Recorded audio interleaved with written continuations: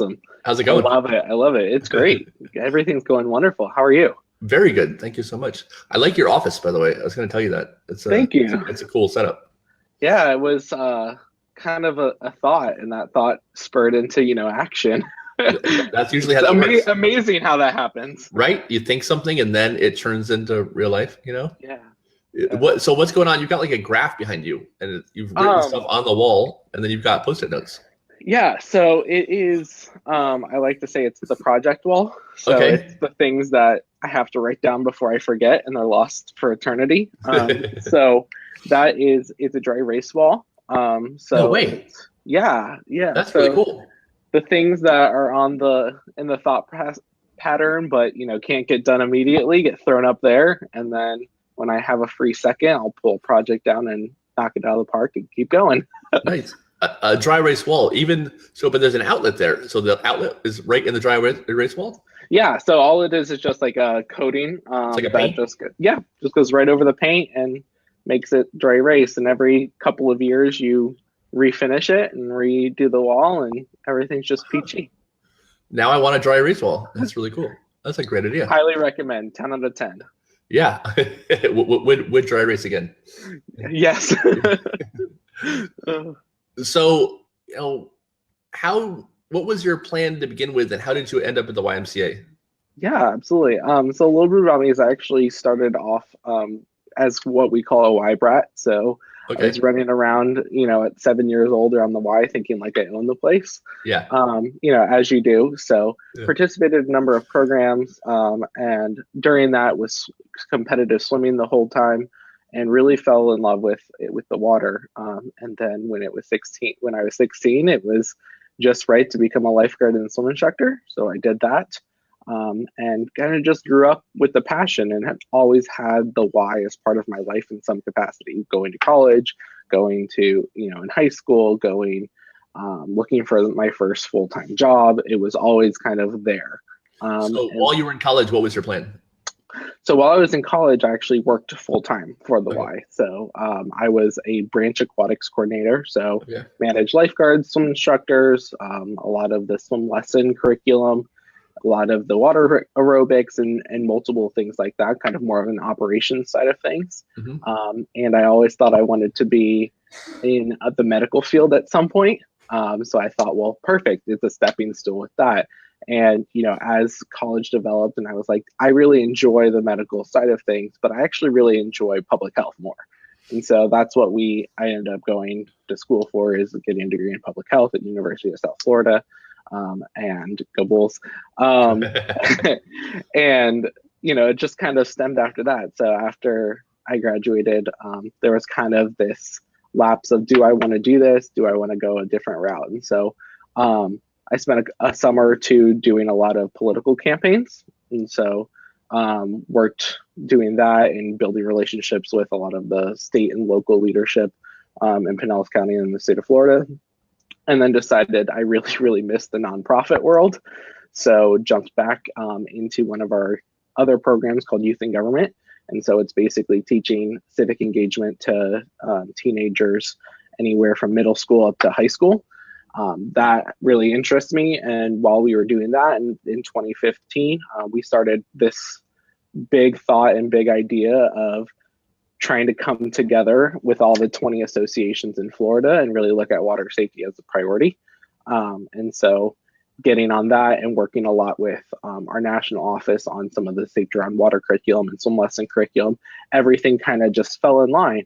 So when we finally got some state funding for this, it was just natural, right? We had all done all this work and it was a perfect fit, and I enjoyed water safety and drowning prevention. And so I fit right in and had some of the political background and to understand the process and really try to organize and create change.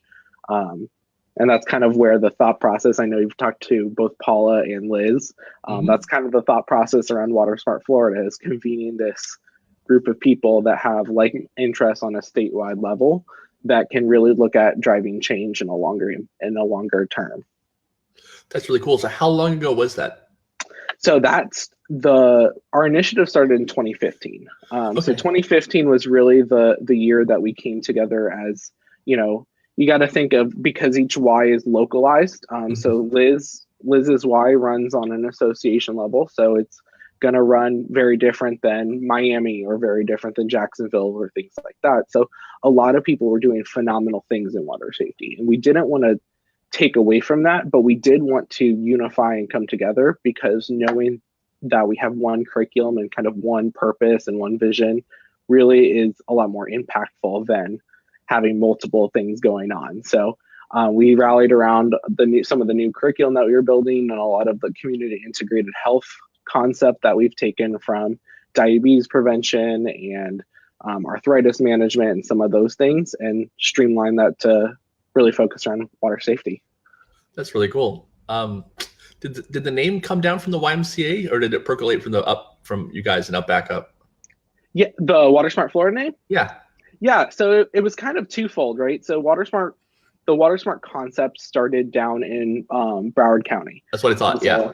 So Broward County adopted Water Smart Broward. And then from there, when the Y down in South Palm Beach County launched some of their initiatives, Liz adopted that. And it's, for us, it's very important that we drop a lot of the branding of local organizations and really adopt something that's unified and something that doesn't speak true to one organization or the other, that it's really streamlined. So that's kind of what we did there. And it was all in the same hemisphere that our partners with Department of Health were rebranding from Waterproof Florida, because we know that people can't be waterproofed, right, to they were looking for something. And so naturally they adopted the Water Smart Florida name, and we came together and unified the task force under that name as well. That's cool. So are you and Liz then under the same kind of organization then, or is she still Water Smart Palm Beach County? She is still Water Smart Palm Beach County. We haven't really gotten to a point where it's structured in the fact that Water Smarts kind of roll up to Water Smart Florida. There's a number of awesome drowning prevention coalitions across the state of Florida, and we don't really want to mandate, nor can we mandate that they change their name. Mm-hmm. So really trying to build up what we have and what people are willing to keep going and carry on that name, and seeing if it takes hold. I know Water Smart Martin has kind of started and is working, and then there's a new Sarasota coalition. And so that's kind of the beauty of this, is that everybody on a local level still has to do the local stuff, right? It can't just be the state, because we know how all that works. Right. So it's got to be a partnership with the local saying the resources and the things that they need to a state level, and the state level really trying to focus on using the partners and the networks and the connections to drive change on a statewide level. So what are your plans on a statewide level? I see Paul DeMello in the comment saying legislation. Him and I have a pet peeve for the change to the water safety law in Florida that happened last July, where floating pool alarms became allowed as an option, where it was, the door, well, it was a pool fence with a self-closing gate. Then they took the gate away, and then they said the fence, you could also have alarms on the doors and windows. Then they said the alarms on the doors and windows could be battery operated. And now they say that you can also have a floating pool alarm as an option, which at least with the door and window alarms, it was still a prevention. That was still the argument that we're still catching them before they leave the house, right? But now you've got this kind of, stop clock scenario where the kid's in the pool, you're waiting for the alarm in the pool to go off because it takes a minute, and then you're racing to get to the pool before the kid drowns. Are there, so what are your plans statewide? Because I know my top priority would be trying to fix that law. Yeah, so I think it's important to first look at the law as it is. As you probably know, and as a lot of people know, legislation is very hard, right? It is. It's very sticky. It's very hard to, one, get passed through, two, to get... Well, they had a very easy time changing it to this new thing. And that's because it kind of flew under everyone's radar, right? Yeah, and no one knew about it. And so... In fact, when I started telling people, no one was aware of it. It was really a thing. Yeah, and so it's kind of one of those things where things can fly through, things can get diluted within other laws and bills and stuff. So I think it's really important to look at, first off, do an assessment, right? We have to look at what are the things we want to keep, what are the things that we could look at changing, The other thing is looking at if it's the difference between the legislation or the codes, right? Administrative codes are a little bit easier to change than legislation is. Once it's in statutes, it's very hard to, change and dilute, and you gotta get a lot of traction behind it. So I think it's just kind of doing an assessment right now of what is out there and understanding that this is not going to change overnight. Although it's a fairly fresh law, it might be on the last priority that someone has this year, especially coming out of an election year. And so looking at a lot of what are the things that we can keep, what are the things that we can change, what is the terminology that can be, fixed easily, what is the things that might take a little bit of work, implementation, and all of that. So I know that there's been talk most recently on looking at some of the pool codes and some of the law that you're talking about right now to look at that. Another one that we're going to look into is how we track data and potentially making drowning being a reportable disease, which means that both the lifeguards, EMS, the hospital would all have to report on that, which is a fairly new concept. I think Texas and Arizona might have something in place. So we're looking into that, looking into a lot of some of the lifeguard codes and things like that. So the answer is yes, there is talk about legislation, but understanding that it might be a longer process than what we think. Yeah, I mean, ideally, in a perfect universe, we would take the law that California made and just copy paste that and drop it right into Florida. Mm-hmm. Yeah. Ideally, that if that could only work, right? Yeah. If we didn't have, a bunch of people to sway and promote. So yes, the answer is, that is something that we're looking into. It just might be a little bit long. We want to do it right? Because once it's set in stone, it's again very hard to change. So we want to make sure that we're kind of taking in all angles of something before we kind of propose something. It's funny because it's hard for us to change it, and I found the same thing, right? But it was really easy for that pool alarm guy to float in, on the 11th hour and slip it in there.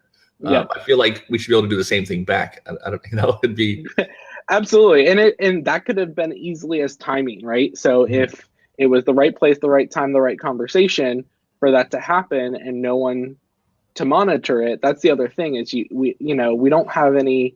When it talks about drowning prevention currently, we don't really have a lot of people that monitor legislation as it goes through the process right now. So we are looking at trying to build a lot of, with WaterSmart Florida, build a lot of those partners that will look into that and will be constantly monitoring it, because it's almost a full-time job making sure that, when wording in a bill changes or gets amended or any of those things, that you're keeping up with that. That makes sense. And the tracking stuff is important. Like you mentioned, I think underestimate the number of drownings in Florida and throughout the country. Mm-hmm. We talk a lot about how, if someone passes away, a few days or even maybe a couple days after a drowning of some kind of drowning related complication, that a lot of the time those fatalities are recorded as something else besides drowning. So the drowning deaths are probably even higher than we think they are. Absolutely. And that's a lot of what we've been talking about with WaterSmart Florida, right? There is a smaller subcommittee that's actually looking at this and comparing it to Texas and Arizona and seeing both things that Texas and Arizona have orchestrated and have worked and things that it has not worked. So making sure that we're learning from other people as we move forward.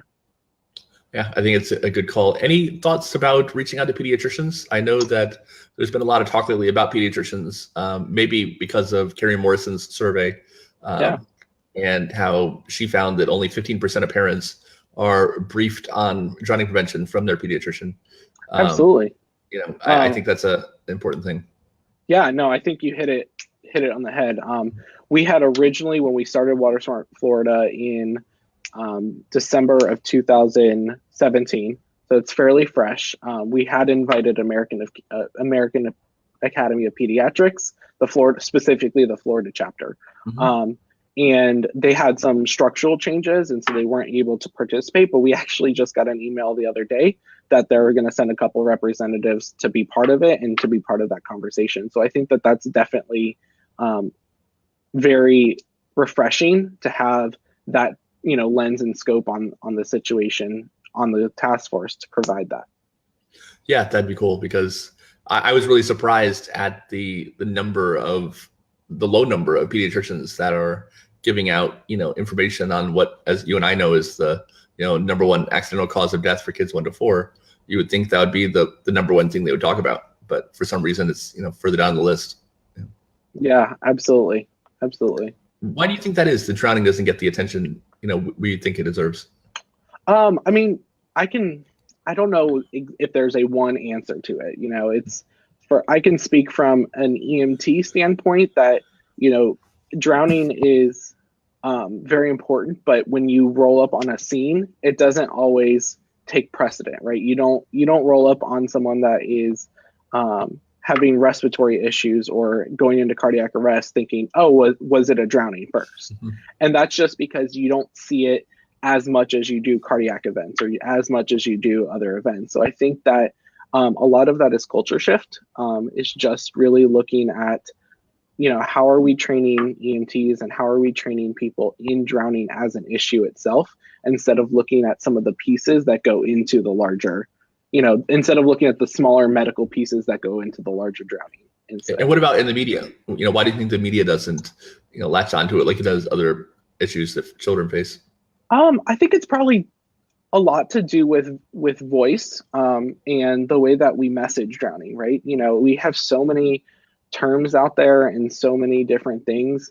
The fact that we use near drowning and things like that, as opposed to saying people drowned and it was either fatal or non-fatal. Mm-hmm. The word drown is a catchword. People latch onto it. When those stories publish, people latch onto it, and a lot of the times I think that they read near drowning and we're like, oh, well, it was close, but it wasn't a fatal incident. Right. So I think if we're using that one term, that drowning word, right, and then we're kind of stemming off if it was fatal or non-fatal, and then also talking about why it's important, right? Why is it important to look at some of those incidents, but then also teach from it? A lot of the times we report on it, but we don't ever say, well, here's how, or here are some tips that can help prevent this. Yeah, I think, and we do this a lot when we have a program called the Save a Life program, where anytime there's somebody has a fatal or non-fatal drowning, we donate a pool fence to that home. And we say one of the reasons we do it is, hopefully that donation gets picked up by the media, and that's an opportunity for another pool safety story in the news, and one where we're providing a solution, right? Absolutely. So the idea is that, hopefully if we donate this, the donation itself is covered by the media, and, we get an opportunity to, have a story about why pool safety is important and why pool fence is important, which, and obviously donating the fence is important in itself, but the news aspect has always been half of it. Yeah, and I think that, kudos. That's a phenomenal program. The other thing is, with media, it's all about attention, right? So it's all about trying to latch onto the next thing. And that's unfortunate, but that's kind of how it goes. Is so, a lot of the things that we can do is come together as a community and as a movement and really do a couple of driving marketing and media campaigns that talk about that one voice, because that's going to get a lot more attention than, kind of siloing and doing 50 different stories or trying to get people out, a couple of times a year, as opposed to just doing something big and really getting a lot of that attention. Yeah, a lot more momentum from one big thing, right? Yeah, absolutely. What kind of big thing would you have in mind? What would you do? I think it's got to be a little bit of a multi-tier approach. So it's got to be where you can look at all the aspects of drowning: supervision, swim lessons, CPR, and then also engaging public officials, right? So maybe it stems out as a press conference, and that press conference goes into a day of water safety, and you bring people up to the Capitol, and you bring people, and then you have local press conferences, and that kind of it happening all at once, and that building up is known to work. That's kind of how a lot of some of these attention getters or these large media stories happen is it happens and it kind of spurs, right? And it really grows, and it's a multifaceted event. So if the news company is local, they have a local option or a state option or this or that or this or that. Yeah. Any, so you bring people to the Capitol, that's one thing. And Yep. that can be an event. I guess that could be a part of it, I think having a unified voice is going to help. What are the 3 or 5 or 10 things that we're only going to talk about, regardless of your community, nonprofit, your company, or anything like that? What are those buzzwords per se, or what are those things that we're always going to talk about, and that message being very unified and very siloed to one message?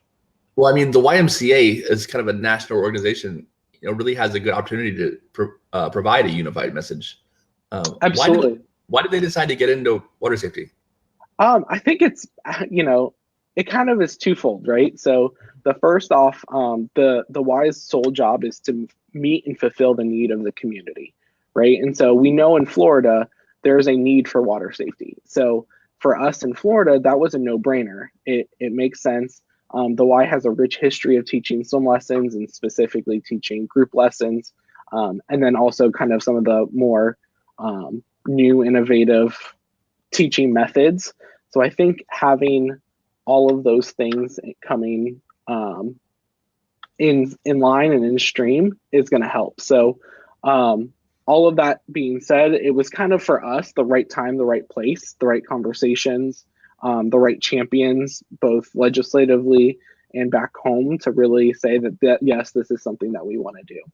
And so for that, filling our cause as strengthening the local community through youth development, healthy living, and social responsibility, drowning hits all 3 of those areas of focus, right? We're building youth by making them safer. We are teaching them a lifelong skill that could then help them be healthy. And then the last one is social responsibility, right? We're raising awareness to a problem that doesn't get a whole lot of attention. Is there any plan to roll out similar programs in other states or do a national program? There's a number of national programs. So the Safe Drown Water program itself is our drowning prevention program. And so that is specifically water safety lessons in the pool, and then a few touch points outside of the pool. Outside of that, Texas is a large mediator of this. So the Texas Alliance of YMCAs, which is similar to what I do, actually is helping moderate and convene the Texas Drowning Prevention Coalition. And so you can start to see that the Y is helping out with that. Arizona is doing some phenomenal things in Tucson and in Phoenix, both of the Ys there. So I think it's just about traction and getting the attention. I mean, this is still new work for us as a movement, right? The Florida is one of the pioneers when it comes to looking at drowning and looking at drowning outside of just swim lessons. Like, what is the community integrated approach, the approach that brings everybody together to address the issue? Yeah, because, and I've said this before, we have the NDPA, which is great. We have Water Safety USA, which is good when they convene once a year to pick their messaging. But I think the YMCA has a shot at being, another, really important national group that could, really put a lot of weight and energy behind water safety. Yeah, and I think it's a powerful message, but I also know that it can't be done alone, right? So making sure that it's not just the Y, because we won't get anything done. Making sure that it's a convener of a multitude of different nonprofits and organizations that are coming together to make sure that this happens. So what kind of things do you guys have in the pipeline right now that are coming up? So really interesting. We have our first all call. So we've met for Water Smart Florida since January was our technical first meeting. And we've done a lot of discussions about what Water Smart looks like, what are the priorities. And so we're going to share a lot of those with anyone in Florida that wants to register. So what is an all call? With that. All call is just, anybody that wants to join that's passionate around drowning prevention can join the call. We'll kind of give an idea of what the overview of Water Smart Florida, kind of announce what our priorities and what some of the strategic plan looks like. Then we'll also look into, what's to come and what conversations we've had, and then open it up for an open forum. So allow anybody to ask a question of the Water Smart Florida task force and some of the members there, and then allow them to kind of gather some of that feedback and some of those things like there. So I can tell you what's in the pipeline. Obviously we have one goal, and it's to eliminate drowning in the state of Florida. And it's to looking at children, adults, but also into visitors, right? So a lot of the times we forget about being a large tourist population. Yeah, tourism state, right? That we forget about them. And we're finding that a lot of people don't know about water safety when they come to Florida. But water is a huge part of our culture here. And so looking at those things, we're trying to hit 4 goals with that. So the first one is to build up some of the networks. So we know that a lot of people are doing a lot of great things, but building the network to convene and to really have those conversations about things that are working in different local communities, and how people can get connected to have a more powerful message. So that's a big piece of it. Another big piece is looking into some of the coding and legislation pieces. A lot of it is education, right? So marketing and local delivery of lessons and of partnerships and things like that. That's kind of what's in the pipeline. So what are you guys thinking for marketing? How are you guys going to do it? So right now what we're doing is collecting kind of the best practices and what a lot of people are doing in our state, right? So what are the message that are being delivered? What are the resources, and pulling all those together. And then from there, we're going to compare like resources and see if we can't get a couple of people to kind of merge resources. So we have 1 or 2, of those resources that can be delivered, and it has everybody's logo and has the Water Smart Florida logo. We can all gather around that. Another one is there's a PSA that Department of Health is working on in conjunction with us to really try to drive some of the conversations.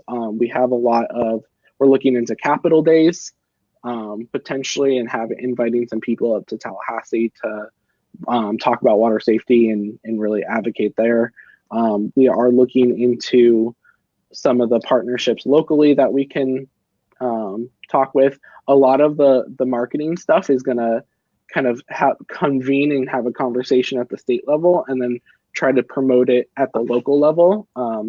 And so really trying to gather that what we talked about before, that one powerful message that is going to kind of always be part of conversation. I think the other thing is always keeping up with the conversation, right? Reminding people. So making sure that we're not just doing it in the month of May, or we're not just doing it right before summer, that water is part of the Florida culture, that we're really trying to pull that together. Yeah, it'd be cool to see something similar to Pool Safely, which I'm a big fan of Pool Safely. They've done one of the best jobs in coming up with, drowning prevention materials. Both the written materials, the videos are phenomenal. I love all their YouTube videos. It'd be cool to have a Florida version of Pool Safely, right? Yeah, or adopting Pool Safely, or just use their stuff, right? Yeah, what can we do to enhance what they're already doing? That's the hard thing, is we don't want to constantly recreate things, right? That's right. Time sensitive, and that's money and things like that. Let's use what other resources we have, and really try to hone in on what people are doing well and using those things. I don't know if you've seen it. If you haven't, I'll send it to you. What I consider to be among the best pool safety PSAs of all time. Pool Safely described it as an animated infographic, and people seem to latch onto it. We made it. It's getting kind of old now, but it still works as it's animated. But I'll send it to you. It's good. Yeah, please do. Please. It's really cool. It's on our Facebook. It's on our website. But I had a father who lost a 2-year-old who I had never met before, sent me a message after he saw it and said, if I had seen this video, my daughter would be alive. And and ever since then, I was always a fan of it. But after that, I was like, all right, I need to get this in front of as many eyeballs as possible, because if that would have saved his kid, I didn't get to his kid in time, so we try and push it really hard down. Yeah, I would love to see it. That's awesome. And then, again, to your point, are trying to streamline things, and things that are working well, let's keep them, Right. So in your email, you talked about amplifying our voice in drowning prevention. What are your thoughts on how we do that? Yeah, I think it's shared resources. I think it's like-minded resources. I think it's doing things on a timely manner and around all multitudes of conversation, local conversation, state conversation, engaging with media outlets, engaging with the public officials. The thing is too is making sure that a lot of the things that we talk about can be done at a local level, right? A lot of the rules in Florida go back to what's called home rule. So allowing local governments to make policies and create change locally. So, if it's looking at something like legislation, what can you do locally too that is going to enhance the state? So if you're doing it there and getting attention, and we're talking about it on a state and getting attention, it's just going to help each other. Right. So I think to me, that we have to amplify the voice, but we also have to get on the same page before we do that. Because if we have too many voices or too many different messages, then it's going to get diluted. So making sure that we're really taking that network that we talked about creating, and picking a couple of things to start off with and really tackling them and seeing how they work. So what couple of things do you think would be your first? So I think we need to decide what, we know how to prevent drowning, right? We've talked about that, but everybody kind of says it different, right? So some people say supervision first, some people say barriers first, some people say those, but we know that all of them need to happen. So what's our documentation or what's our messaging around the things that prevent drowning? I also think that, making sure that we are doing PSAs and doing press conferences and things like that are going to message when, kind of identifying when we need to start messaging. If that's before summer, we know that it's before summer, right? Before people start getting into the summertime thing. But when is that? Is that in April? Is that in March? Is that not based on a timeline? Is that based on the weather, right? So the second that warmer weather starts hitting, we know that we need to activate our message. I think all of those things are really going to drive and amplify that message. First off, we need to figure out what the message is, right? And what those things are, because we're all doing great things, but we really need to pick a couple of things first. Yeah, I mean, I think the layers of protection thing has been pretty nationally adopted. Yes. I like saying this as often as possible because I think it's a really cool piece of trivia that layers of protection originated in 1987 with us. We came up with it in a book we wrote called Summertime Fun, Year-Round Danger, Using Layers of Protection to Protect Your Pool. And that was the first time layers of protection was used in writing. Wow. Which is kind of cool because now it's everywhere, right? Absolutely. Yeah. My dad wrote it, like you said, back in the mid 80s, and it took off, which is, and at the time he did it because the different methodologies were competing. Mm-hmm. You had the alarm people saying that alarms were the, solution. You had the swim instructors saying, no, you got to teach kids how to swim. You had the pool fence people saying, no, pool fences were it. And instead of trying to compete with everyone, instead of just other pool fence companies, which is what we do now, he said, no, you need layers of protection. You need them all. You need supervision. You need alarms. You need swim instruction. And, it's worked out pretty well from a business side, but also, that idea I think has really resonated, and you see it now in, Pool Safely has Simple Steps Save Lives, like you said. Johnny Johnson has the Safer 3.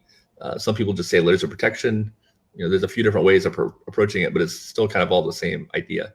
Mm-hmm. And just making sure that, again, even simple words that change can confuse people. Right. We're in that time frame that if it's not one direct line that everybody adopts, it can get diluted and it can get changed. What's the difference between basic life support and CPR? Things like that. Like, the community may not know what basic life support entails. Mm-hmm. So making sure that we're keeping streamlined, but also making sure that it's community appropriate. Are you planning on doing any advertising on Facebook? Yeah, so because of some of the social media guidelines from Department of Health, we aren't going to do a Facebook page per se, but there is going to be there is a Facebook network page. So it's one of the hidden groups, Facebook groups that people can go in and register. It is private, but it is not hidden or secret. So people can go look for Water Smart Florida network and join that Facebook page. It's going to ask you a couple of questions as far as where you're located in the county, kind of what your messaging is currently, and some things like that to gather that information and that data. But it's available, and that's where things like the all-call are going to be, or the all-call meeting that we're going to have are going to be posted, and the WebEx for a lot of those things and resources and things like that. But what about public-facing marketing through Facebook? Yeah, I think we have not done anything for Water Smart Florida, but I think it's important to, once we get those materials that are branded Water Smart Florida or have a multitude of the logos that are integrated in there, is that people in their networks share those materials, right? And so we have not done anything, nor are we going to probably be able to do anything at the time for Water Smart Florida on Facebook, but there is, simple things like using hashtag Water Smart Florida that are all going to connect conversation in some of those pieces there. There is watersmartflorida.org that is it's kind of getting a revamp. So there's some materials on there, but then we're going to start talking a little bit more about the partnerships and some of the coalition members and local drowning prevention task forces and things like that. Yeah, because we talk about preventing drowning at a scalable level, right, where you're making serious impact. And Facebook currently and Instagram probably has some of the most underpriced advertising. For $7 you can get in front of 1,000 people, which doesn't exist on TV. Doesn't exist in radio. You can't get that in magazines. It's probably the cheapest advertising and most effective advertising you can buy right now. And that's going to go away. I think in the next 3 to 4 years, when BMW and Toyota and Johnson & Johnson realize that no one watches TV anymore and they all move their billions of dollars into Facebook, that $7 is going to turn into 70 real fast. So I think there's a limited opportunity for folks like you and me to get messaging out really cheaply. That's going to go away in the next few years. So I'm hoping that we see a lot more scalable money put into Facebook advertising, focused on water safety, while we still can. Yeah, absolutely.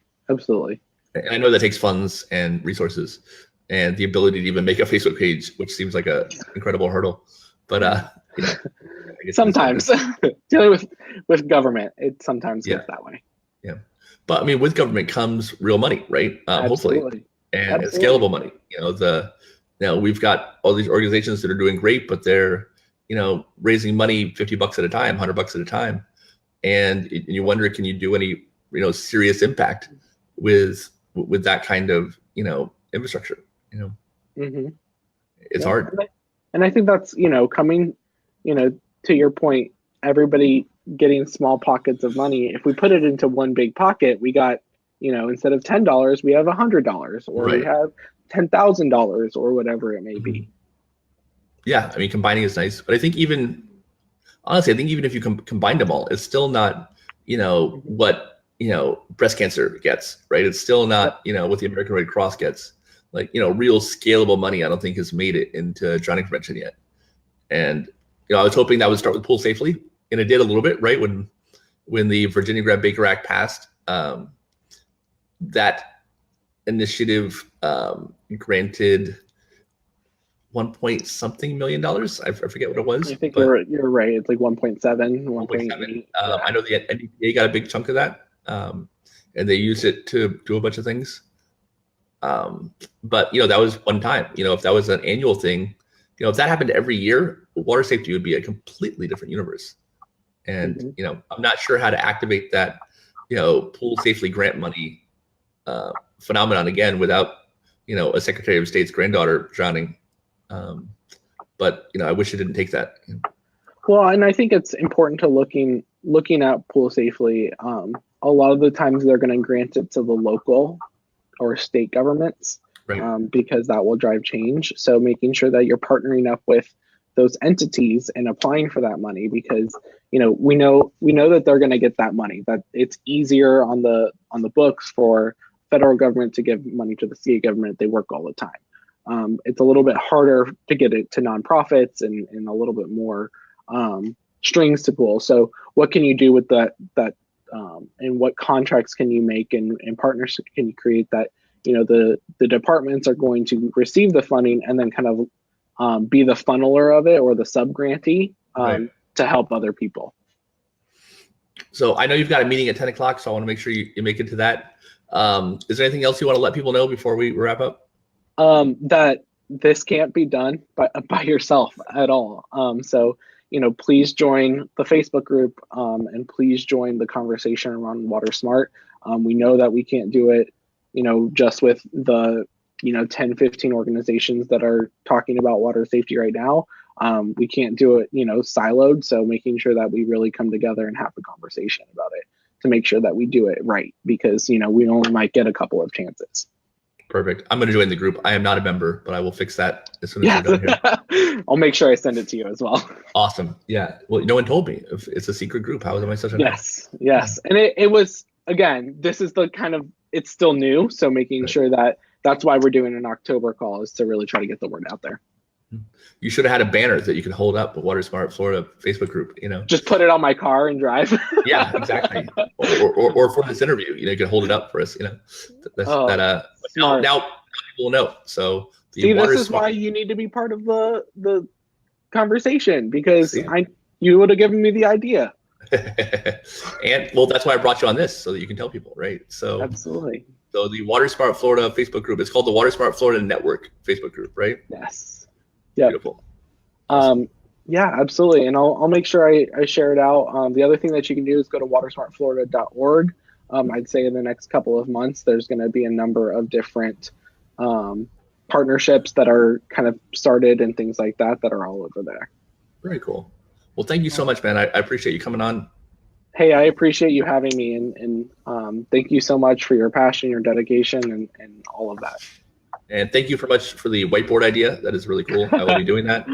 And hopefully we can keep on trucking. Yeah, it would change the world through your whiteboard. And try and do what you can for that law. We need to get that fixed. That really bothers me.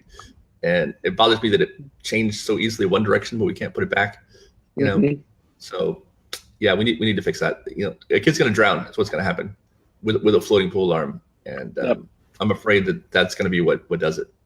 Hopefully not, Yes, absolutely. I will be monitoring that. Absolutely. And we'll be trying to look at verbiage and words and stuff like that. Beautiful.